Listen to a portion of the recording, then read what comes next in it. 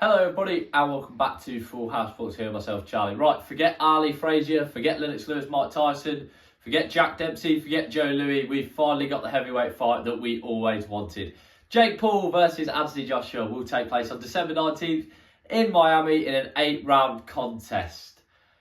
Wow, where to even begin with this one? Although my slightly sarcastic start, in case you hadn't noticed, reflects, I think, of a lot of people's opinions. It's a truly bizarre development, and I cannot for the life of me get my head around it. I did do a video last week where I spoke about it briefly, saying I thought there was no smoke without fire, and I'm still baffled by it. I still am. That's the word, the buzzword. I'm going to try not to use it as much as I did last week on my video, but genuinely crazy. Not sure where to start with it. I mean, on Saturday night, we were hearing Turki Al-Sheikh's, His Excellency's plans for AJ, that it was going to be potentially a fight in February in Saudi Arabia, and then a huge fight in September at Wembley, which to me was sort of the least subtle way of saying they were going to do Fury AJ. To now this, I mean, I say to now this, they've not confirmed that, but I don't get it. I think unless it's no rules, or in terms of it's no stipulations in terms of Jake Paul can't be knocked out, unless they're doing it so that it is a boxing match, I don't get why they're deciding to do this now. By they, I mean Eddie Hearn and Anthony Joshua. I know why Jake Paul's doing it, because he's a publicity merchant, and for him it's huge. It's bigger than he ever probably dreamed of. You know, we know he's been chased after the likes of Canelo and Mayweather and all these other guys. He wants to fight these big names in boxing. I say fight loosely. He wants to be in the ring with these guys. I don't think he ever in his wildest dreams probably thought he'd really get one of them, but he's got Anthony Joshua, and yeah, where to go with it, really. I think as well, I said last week, to me, it massively devalues any Fury AJ fight. I know people say, yeah, we'll look at Fury and Ngannou, but Fury then went in with Usyk. You know, AJ's coming off the back of a loss to Daniel Dubois that was pretty devastating in its own right.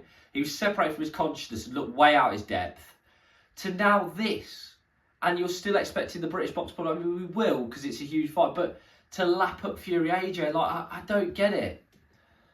I know people can say, you know, I get why Netflix have done it, because for them, it's a huge sport event. People will tune in, subscribers will tune in.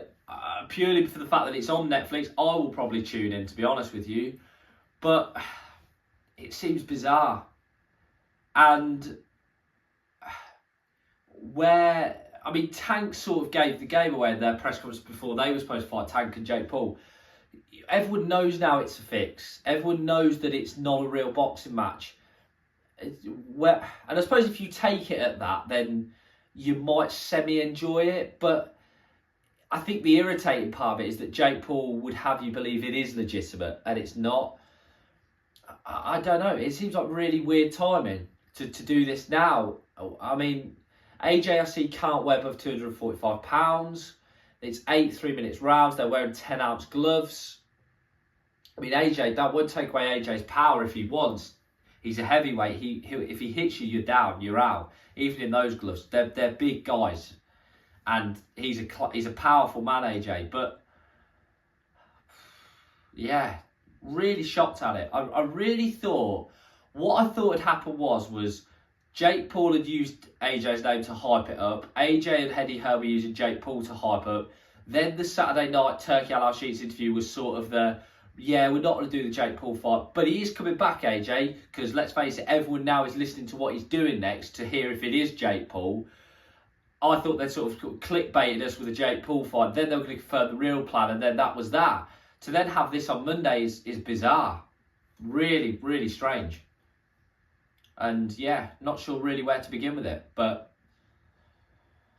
it's happening now. It's legitimately happening. And many people, Jake Paul, that'll be a pub quiz question in a few years' time. Who shared the room with Anthony Joshua and Mike Tyson? Yeah, interesting.